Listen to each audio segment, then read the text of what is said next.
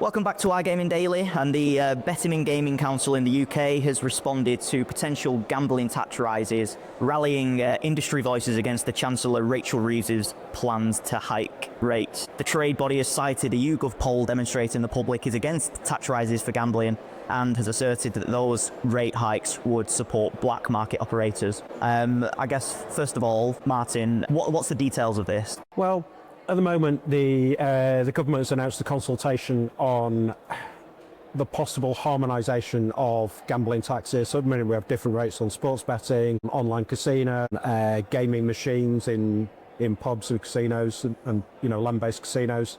So there's a range of different tax rates. Then, under the guise of simplification, the government is having a look to whether we should have a single tax rate. I mean, that's oversimplifying the situation a bit, but essentially that's what they're doing. And the fear is that this will be used to actually put up the rate. So it might move from up to 21%, for example, for across the whole thing. The government is extremely short of money.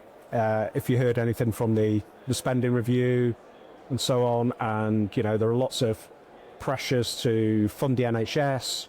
There's huge pressures for social care, which consecutive governments over 30 years have kind of kicked into the future about how we're going to fund social care. Huge pensions bills as we've got an older population. And the government is really scouting around for money, having made without meaning to get too political, the somewhat unwise promise during the election campaign that there will be no rises to income tax, VAT, corporation tax, employees, national insurance. So the money has to come from somewhere. And the fear of the industry here is that it's much easier for the government to say, you're going to tax a specific industry. And, let's be honest, everyone who's had a bet has lost a bet at some point and ended up with a bookmaker having their money.